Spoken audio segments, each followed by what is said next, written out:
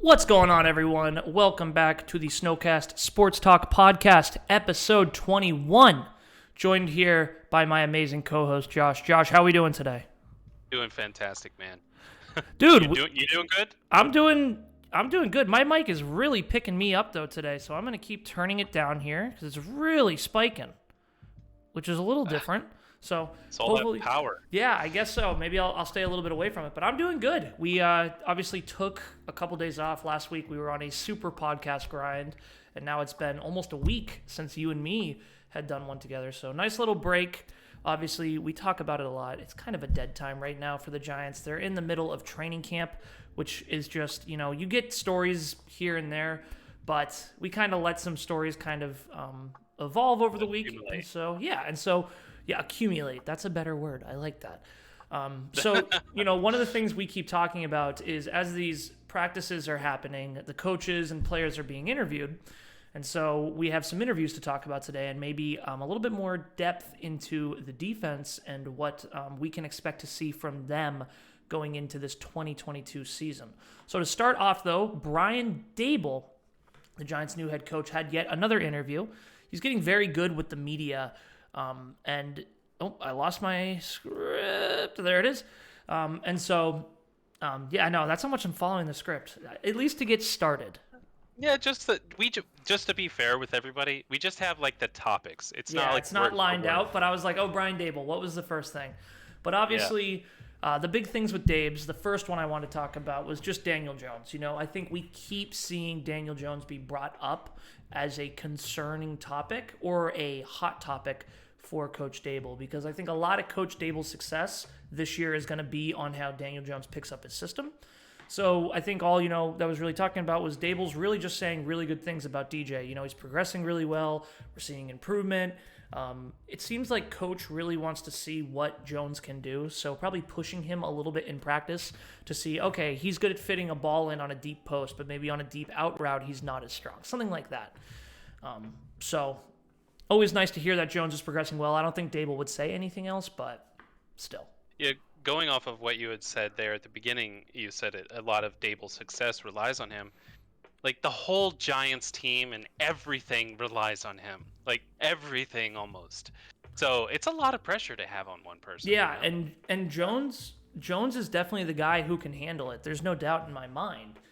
But you're absolutely right. It's not just on Daboll. I think what's going to happen this year, though, is if Jones doesn't work out, that's totally fine for Dabes, because then they're just going to bring in a new quarterback with a high draft pick, hopefully. Or maybe, a vet. You never know what the Giants will decide to do. But you're right, Josh. For the whole team, Daniel Jones is the key piece. You know what I was thinking is, if how you're saying, if we do really poorly, then we'll get a really high draft pick. But then if we do mediocre, if we do in the middle of the pack in terms of all the teams in the NFL, then won't we get a middle of the pack draft pick? Yeah, and it's hey, absolutely.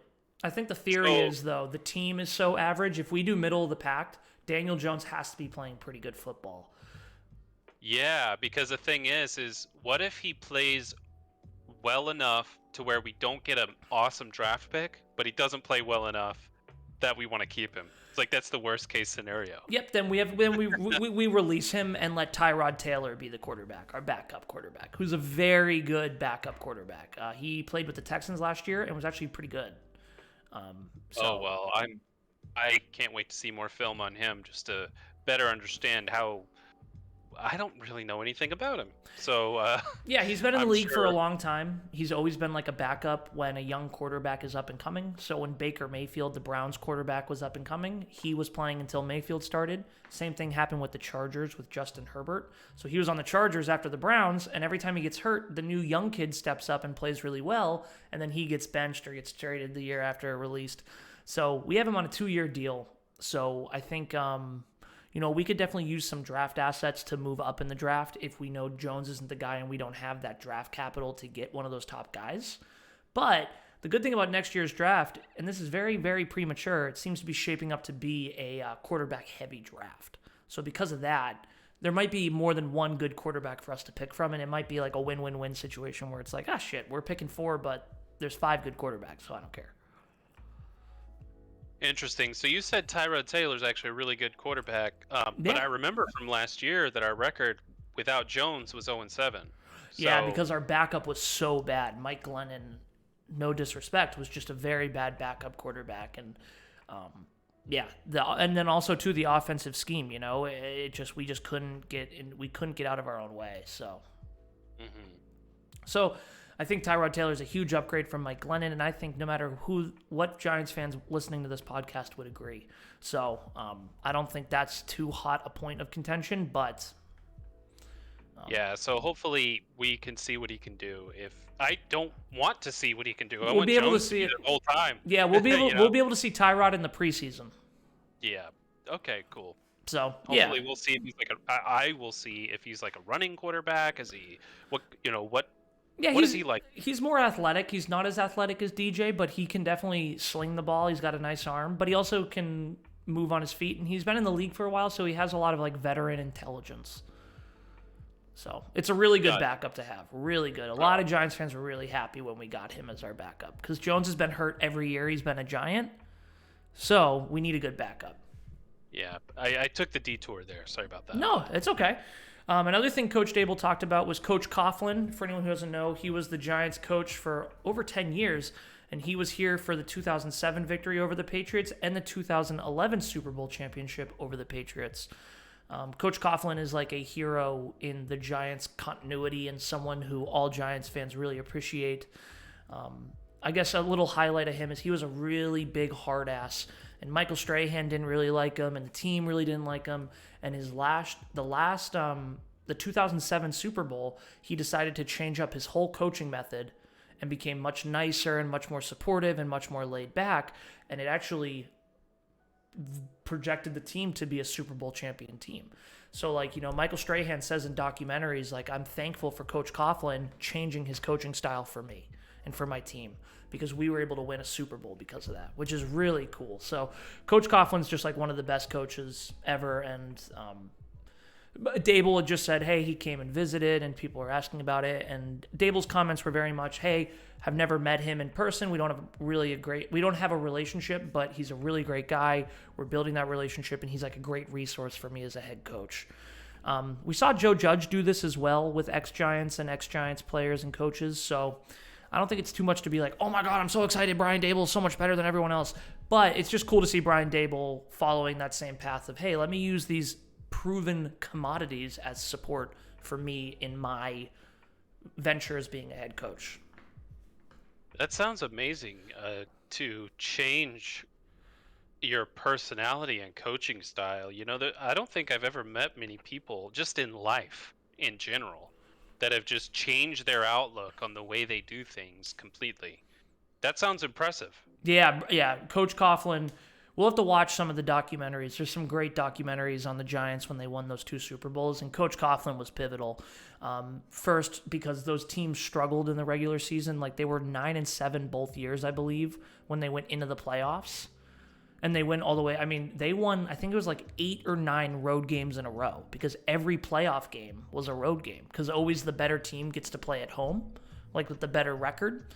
So the Giants go in the lowest seed, and either way, Coach Coughlin's amazing. So it's cool that Brian Dable's using him, and being able to change your coaching philosophy to base around your players, paid dividends for Coach. So. Yeah, that's great. I was impressed because I've never heard of that. Yeah, it's super, super cool. Coach Coughlin's amazing. So happy that Dable's using him. Another thing we talked about, or that was talked about a lot, guys, it seems like last week, we got some great Mike Kafka stuff, and we got some great Daniel Jones in the offense. So it seems like this week, the media was really focusing on the defense, which, if we remember, at the end of last week's podcast when I was with Josh, and even when we had Kid Blue on, we had discussed the fear of Wink Martindale and his system. And so just quickly, Dable had a couple comments on Wink, only good things. One of the interesting things I want to note first is most coaches, like Joe Judge, when he brought in his coaching staff, most of them were friends of his in the coaching community. So Patrick Graham was a good friend of his. A couple of the defensive coaches, a couple of the offensive coaches, excluding Jason Garrett, were good friends of Joe Judge's. But Brian Dable actually didn't know Wink Martindale before he hired him. Interviewed him. He did so well in the interview, and Dable said his leadership skills and his experience of being a 10-year vet as a defensive coordinator is what made Dable want him. And so I think Dable's setting himself up for success, because being a new head coach, that's a really, really daunting position. And having a guy running the part of the team that you're less familiar with, being a head coach caliber coordinator, might actually pay dividends for Dable if they can work well together. Obviously, if the personalities conflict, it could be tough, but it seems from these interviews that that's a really, really good move by Dable. Yeah, Wink had made it clear that he just loves the staff and loves the people that he's working with, and it's been really a great experience for him. So I don't think that their personalities are going to clash just based on that, based on what he said. Not that they won't in the future. But at least for now, it looks like they've got a really good chemistry, and I agree. I think, Dable being more offensively minded, yeah, I think it's great that he has someone that he can rely on. On the defense. And one of the cool comments was they were bringing that up, and Wink was very quick to say that Brian Dable was actually a defensive coach his first 4 years in the NFL out of his 25 years. So, that shows that collaboration. Like, Wink's like, no, Dable's actually really working with me and has actually been really helpful. So it's cool to hear those comments. Yeah, exactly. Brian had mentioned that as well. He said, his first 5 years he was learning from defensive. Yeah, Bill Belichick. Yeah, he was learning from guys like that. So, yeah, overall, I'm just pretty happy with the whole thing. And mostly, when it comes to Wink, I like that he has a philosophy, and it's a well-defined philosophy. Yep. At least there's that, rather than not knowing what someone's gonna do, Yep. Totally. I think Wink has also been a guy who's wanted to be a head coach for a long time. And he even interviewed with the Giants a few years ago and didn't get the gig. But the Giants community as a whole was like, no, if we hire Wink, we're okay with that. That's an okay hire. So then, of course, Wink comes out and Wink gets interviewed. And so, like we talked about, I personally have concerns with Wink as a defensive coordinator. Just because I don't know if our personnel is the best fit for his scheme. Wink needs really good cornerbacks and a really good secondary, and the Giants' weakest link on the team right now is that cornerback group and that secondary group. So for me, concerning, but, of course the media is in the same boat, and they were asking Wink, they said, hey, what's going on with the cornerbacks? Cornerbacks are a really young room. You have Adoree Jackson, Cordell Flott, Darnay Holmes, Aaron Robinson. They're all young, and so Wink said they're all competing, and it could be anyone's job for cornerback 1 and 2. I'd like to try and push back on that a little bit and just see what you think. Go ahead. So, with the secondary, it seems like everybody, and I as well, think that the secondary seems to be our weakest spot. So if that's the case, if you've got a really weak, just imagine for a sec, you have a really weak secondary. What is the best option you can think of to where you have to depend on them the least, right? Mm-hmm. Well, maybe blitzing makes sense then, because if you're blitzing, then that's forcing the quarterback, the quarterback to make quick decisions and make quick throws. So more often than not, there will be quick throws than there are long waiting, standing deep out shots. there forever, deep shots where the wide receivers got plenty of time to make separation and to fool the defensive backs and all of that. So maybe that would make sense from a scheme perspective. Being very aggressive. It very well could. So you're right. When you have a weak secondary, you have two choices. Blitz the shit out of them or bring support back. And so I personally, if I'm playing a Madden game and I'm playing as a team with a weak secondary, I'm going to play a lot of dime packages where it's basically a lot of fast, athletic guys in the backfield, so there's not as much space. But you're right.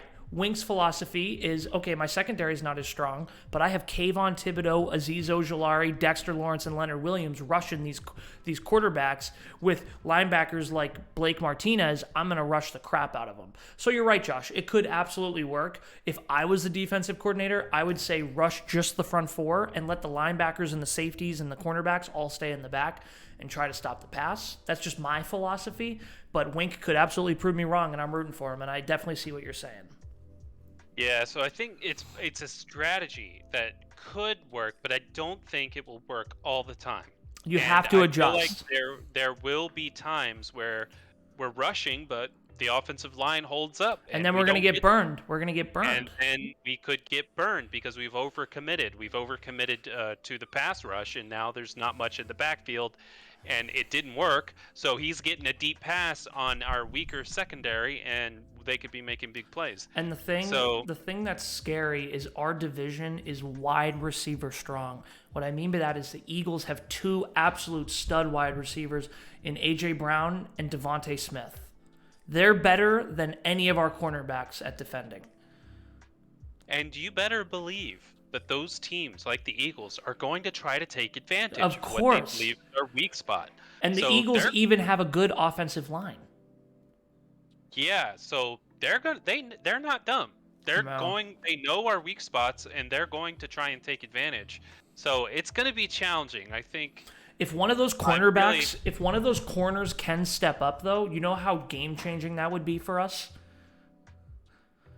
If they could step up, play really well. Like, let's say Cordell Flott's like an amazing cornerback number 2. And he's getting interceptions all the time because people are targeting him, and they're like, oh, let's attack the weakness, when come to find out it's actually not our weakness. That'd be awesome. That would make us a playoff team. Right? Yeah. Yes, it would absolutely make us a very good defense. Yes. Because then you couldn't point anywhere on the field and be like, oh, big weakness here. No, you wouldn't have that anymore. Yeah, so, I think as long as the offensive line can mold well, and as long as the wide receivers stay healthy and Jones plays well, then yes. If those three things, there's a lot of things that need to happen that we're not sure can. Like, you can have great offensive line players, but they need to work well together. So, we'll see, for sure. Yeah, and that's exactly what Wink Martindale said, because somebody brought that up in the interview. They said, hey, people are saying that your secondary might be lackluster, and they're a little bit worried and concerned.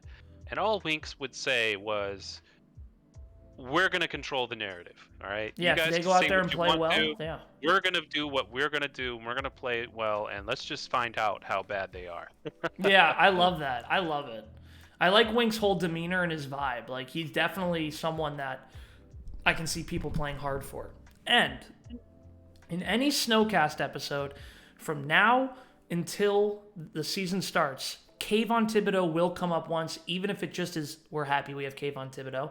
But of course, Wink Martindale is asked about his number one stud out of this draft, Kayvon Thibodeau. And so, they asked him, they said, hey, what do you have to say about Kayvon? And Wink said, Kayvon's just Kayvon. And that's all I want to hear. This guy doesn't have to be built up to be the superhero. Let him just be him. And we're happy Wink is kind of on that same page. But Wink also came out and said Kayvon was my favorite guy in the draft. And I actually really believe this. So a lot of Giants fans believe we should have taken Sauce Gardner. But we never had the choice to. Because Sauce was taken at 4, and another cornerback, Derek Stingley, was taken at 3. So the only choice the Giants had was to take Kayvon at 5. That was really what some Giants fans think. I personally think Wink Martindale was in our boat, couldn't believe Kayvon fell to number 5, and was super stoked to draft him and make him a Giant. So, glad to hear Wink say that. If I had to choose, if they were both on the board at number 5, I still would pick Kayvon. Me too. Yeah, but I was watching one of those interviews, but from the one of the linebacker coaches, and in his words, he said, if Wink Martindale had created a rushing linebacker from a lab and just perfectly made a specimen, it would be Kayvon Thibodeau. Because he said he's got everything you want from somebody that is a rushing defensive I guess outside linebacker. Yeah, I told you they're interchangeable, right? Because a defensive end and an outside linebacker do the same thing. They rush the quarterback.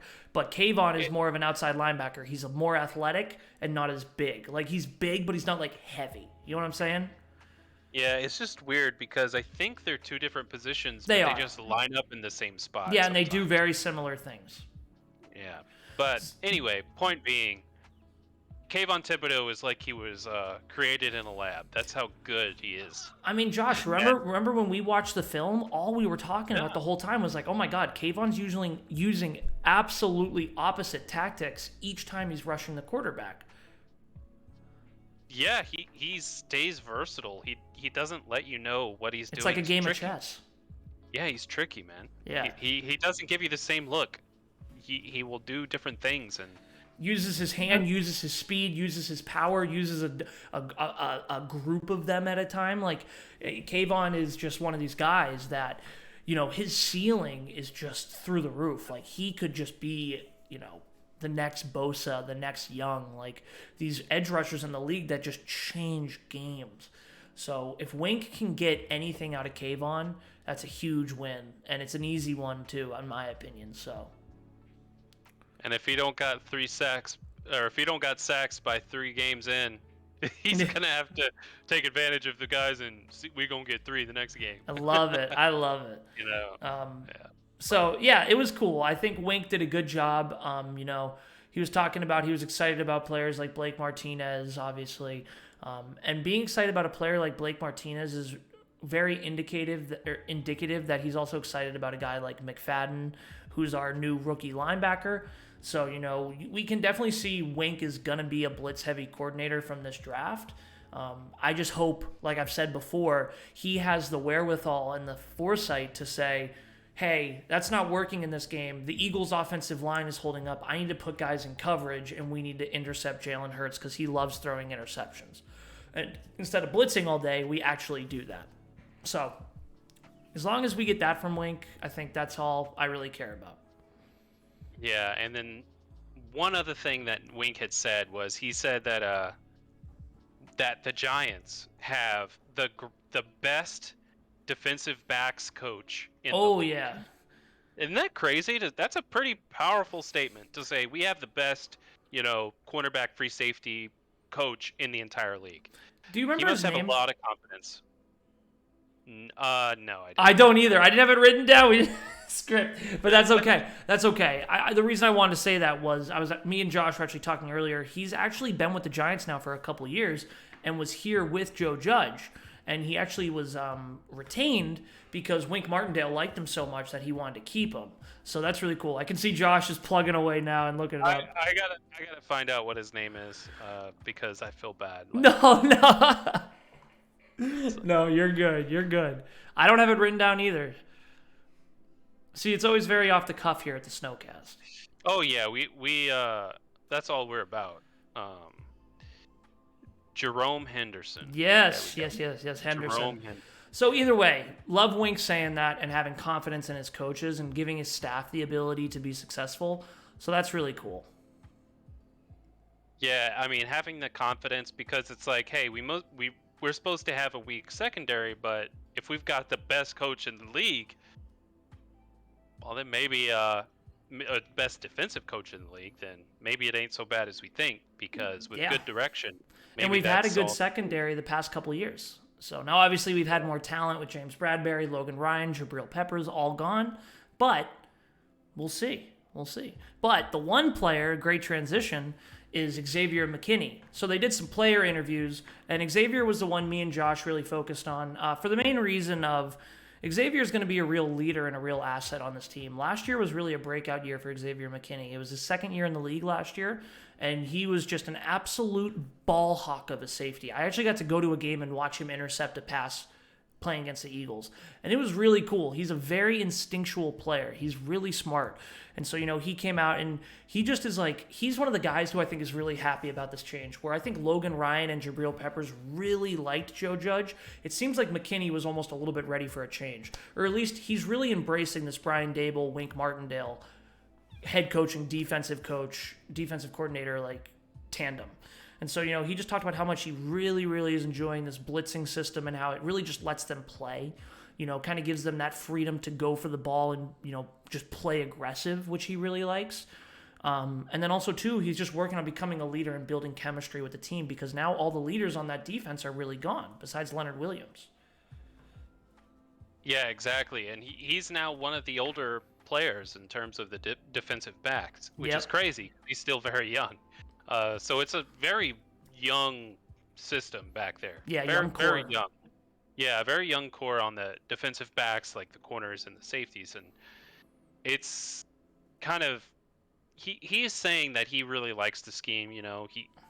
He said he's not worried about being left alone out there. if everybody's blitzing, rushing and blitzing, then that kind of leaves him and maybe the other safety kind of leaves them kind of out there by themselves. But he said he's not worried about that. He thinks that the aggressive nature of the scheme will put them in good positions and that they're not going to be getting beat too many times. And he's also very confident that no one's going to beat him. He said that it's always going to be me against you, and I'm confident that I will always come out the winner in that matchup. I love it. He's a fast, athletic, smart guy. So, smart, tough, and dependable. He really does fit that Brian Daboll, Joe Schoen mindset. So, nice to hear those from Zay.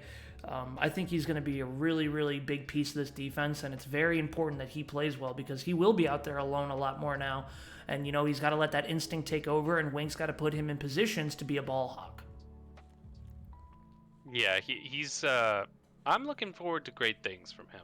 So we'll see. He's going to have to be a leader in a sense as a player for those defensive backs, and I hope that he can rise to the challenge. Yeah, I think he will.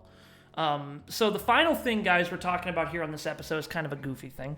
So I don't know about you, Josh, but like the past week, some personal things. I actually am starting a new job soon. I'm actually moving soon.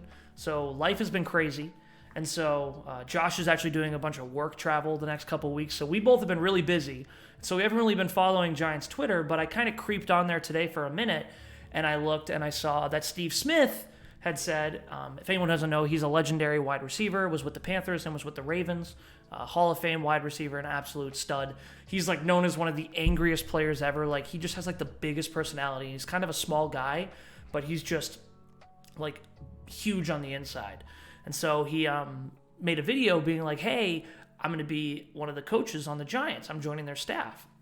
And like the Giants community, it looked like just kind of bought this. It was like, oh my God, he's going to be a wide receiver coach. He's going to be a wide receiver coach. And then come to find out it was a complete joke. And like the Giants had to be like, no, he's not actually hired. Like everyone needs to chill. And then he made a video being like, hey, had fun going to the Giants facility today and all this stuff. But take all that silliness aside, Steve Smith meeting with the Giants wide receivers is actually really, really good sign. Steve Smith really is the embodiment of tough, smart, and dependable. Like he is absolutely all those things. And the Giants wide receivers over the past couple of years have been anything but smart, tough, or dependable. They are not smart. They've run bad routes. They have bad drops. Tough. I mean, I don't want to call them not tough for getting injured because football is a very tough sport, but dependable for sure. They haven't been on the field. There's been something wrong with all of them at one point or another. So having a Steve Smith there is really important. I'm going to bring up, speaking of tough, I'm going to bring up a controversial point. Let's do it. Do you ever think that football players like exaggerate how injured they are? No. Huh? No. So like there are serious injuries where it's like, definitely that was bad. But sometimes I see players go down and I'm like... So there's non-contact injuries, Josh. There can be injuries where a guy just tweaks his leg and his knee snaps. It's just they're playing with that much intensity. I personally believe, this is my philosophy or how I see it, is when you're playing in the National Football League, you are in the 99th percentile of athletes. And these guys, they play for millions and millions of dollars, and none of them ever cash out after the first contract because they made their money, because all these players care about are their legacy. They've gotten to a point where money's not a factor to them. When you are in that top 99th percentile, the only thing you care about is getting in the Hall of Fame and winning a Super Bowl. Odell Beckham Jr. is someone that always comes to my mind. He became a superstar overnight with the one-handed catch that he made, but all he ever really wanted was to win a Super Bowl. That is all he wanted. He literally would, I'm not going to go into too much detail, but I just don't believe guys, very rarely, I believe football players do anything besides, if they get injured, leave the field when they're told to and try to get back on as soon as they can. Just my opinion. And when we watch this season, Josh, you'll see it. Yeah, I believe what you're saying, but it's an interesting thought. It makes me wonder, like, what does tough mean? What does that even mean? Does that mean if you get injured, then don't make a big deal about it and just keep playing anyway? No, I think tough means when you don't have a sack for 5 weeks, you stay mentally tough and don't let the media get to you. Okay, that makes more sense, because as far as physically tough, I don't understand. Nah, these guys are all tough. He's talking about smart, understands the playbook and reads up on it.